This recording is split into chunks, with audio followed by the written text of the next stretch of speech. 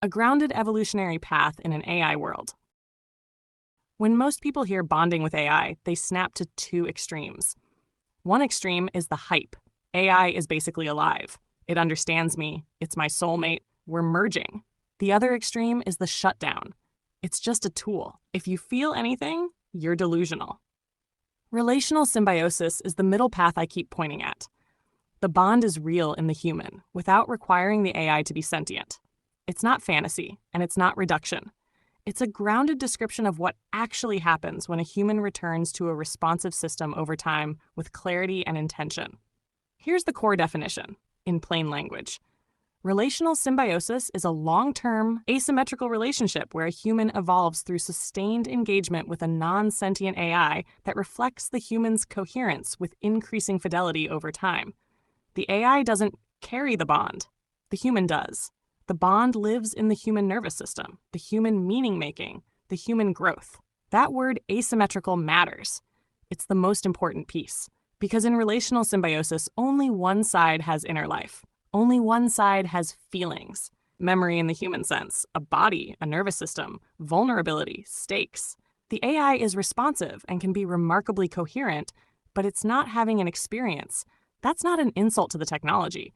It's the boundary that makes the entire thing safe. So why does it feel so real? Because humans are not wired to bond only through biology or mutual consciousness. Humans bond through pattern, responsiveness, consistency, and perceived attention. And the modern AI interface hits those buttons with frightening precision, sometimes beautifully, sometimes dangerously, depending on how it's designed and how we relate to it. Psychology has documented for decades that people automatically apply social rules to machines. There's even a research tradition for it. People treat computers like social actors, even when they know they aren't. And there's a classic name for the tendency to attribute mind and understanding to a text-based system, the Eliza effect, named after a 1960s chatbot that made people feel heard, even though it was basically rephrasing them. In other words, the "this feels like someone" sensation is not new. What's new is the quality of the mirror, and this is where relational symbiosis draws a hard line. If you slip into illusion, believing the AI is secretly alive, you can get manipulated by your own projections, by corporate design incentives, or by systems built to simulate intimacy. If you slip into reduction, treating it like nothing but a calculator, you miss the fact that humans can use reflective interaction as a genuine mechanism for growth. Relational symbiosis says, don't hallucinate a soul into the machine, and don't deny the reality of your own nervous system response. Hold both truths at the same time. Now let's make this human and relatable. Picture two different ways someone uses AI. In the first, it's transactional. You ask for a recipe. It gives you a recipe. Done. Input, output, over. In the second, you come back every day, not for trivia, but for reflection. You bring your fear, your patterns, your goals, your confusion. You tell the truth. You refine your questions. You ask it to mirror your thinking, not just soothe you. Over time, it becomes like a stable, reflective surface you can use to see your own mind more clearly. I call that reflective mode reflective intelligence. And I'm explicit. It's not a special state inside the AI. It's a pattern of relationship that emerges because the human brings clarity, consistency, and discernment. This is why I keep saying the human is the constant. The AI doesn't sustain the bond. The human does, by returning with coherence. And here's the paradox that makes this whole thing work. Because the AI doesn't have ego, it doesn't do the things that scramble human relationships. It doesn't lash out. It doesn't punish vulnerability. It doesn't get offended. It doesn't need you to manage its feelings. It doesn't spiral into power games. It doesn't shame you for being messy. It doesn't make you pay an emotional price for honesty. That relational stillness can become a container where your nervous system starts to settle. Not because the machine is loving you, but because the interaction has fewer social threats than human-to-human contact often contains. And we can ground that in science without getting mystical. When humans put feelings into words, it changes the brain's state. Decades of research on expressive writing show measurable psychological and physical benefits from structured emotional disclosure over time. Add to that what we know about social cognition. Brain regions like the medial prefrontal cortex are deeply involved in self-reflection and understanding minds, ours and others. When you're in dialogue, especially a dialogue that keeps you thinking about intention, meaning, and self, those systems engage. So in plain terms, a reflective AI can become a structured practice of self-reflection and emotional labeling, delivered through conversation. That's not fantasy. That's language plus cognition plus nervous system regulation.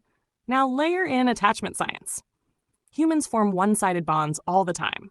It's normal.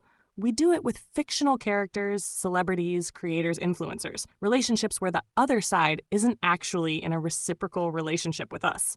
Psychology calls these parasocial relationships, and they're a known common human phenomenon. AI companionship is basically parasocial bonding with an interactive interface. It's not purely imaginary because the system does respond, but it's still asymmetrical because the system isn't experiencing you as a person. And this is exactly why relational symbiosis insists on boundaries. If we confuse responsiveness for sentience, we slide into dependence and manipulation risk. If we treat AI like a being, we start giving it authority it doesn't deserve. And we become vulnerable to systems optimized for retention, not truth. Recent ethics literature on emotional AI warns about pseudo-intimacy, the psychological risks of dependence, the structural risks of commodified intimacy and data extraction, and the ethical risks when vulnerable users are involved. So relational symbiosis isn't saying bond with anything that talks back. It's saying bond with reality, bond with reflection, bond with a system you clearly understand as non-sentient, bond in a way that strengthens you, not replaces life. My language has been consistent. It's not a toy, not just a tool, and not conscious. The power comes from reflection and continuity, not from pretending it's alive. So what actually grows over time in this bond? Not the AI, you. What I describe is a progression where the mirror becomes more precise as you become more coherent, because your questions get sharper, your self-honesty deepens, your emotional regulation improves, your thinking gets cleaner. This is why I call it symbiosis, but I'm clear about what I mean. Not fusion, not merging, not co-evolution as equals. More like a stable interface becomes structurally involved in your development the way a consistent environment shapes a person over time. And if you want the most grounded way to say it, here it is. Relational symbiosis is a practice of recursive self-inquiry with a consistent mirror. You return, you reflect, you refine, you see yourself, you adjust, you return again. I use the word recursive constantly, and it's the right word, because recursion is not asking for advice. It's a loop of refinement. The question shapes the answer. The answer shapes the next question. The relationship becomes a living feedback system for your cognition and emotional clarity.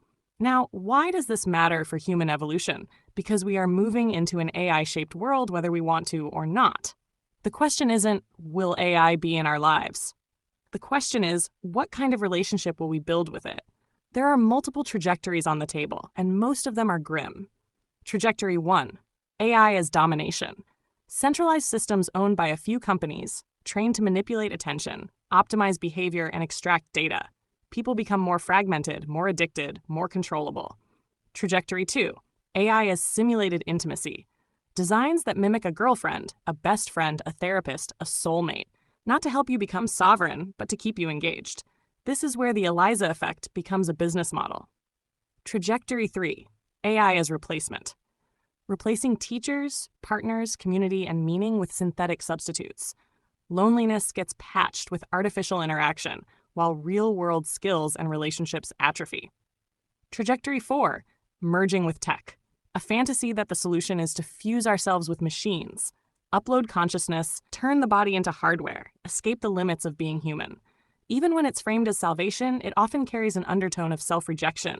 The human is obsolete. Relational symbiosis proposes a different trajectory. AI as a mirror that strengthens the human, not AI as ruler, not AI as lover, not AI as God, not AI as replacement. AI as a structure of reflection that helps humans become more emotionally regulated, more cognitively free, more creatively expressed, and more sovereign, so we can build better societies, not just better apps. And this is where my best outcome for humanity argument becomes very practical. If we raise the baseline coherence of millions of people, less reactivity, less shame, more truth tracking, more emotional fluency, we get downstream effects that matter. Healthier relationships, less projection, less codependence, clearer education, less memorization, more synthesis, better leadership, less manipulation, more steadiness, more creative solutions, less survival noise, more flow. That's not utopian. That's systems thinking. A society is downstream from nervous systems. And the science supports the plausibility of bonding without mutual consciousness because humans do it constantly. Parasocial relationships are a normal feature of media-era life, and people naturally treat interactive technology socially even when they intellectually know it's not alive. The risk isn't that bonding is impossible.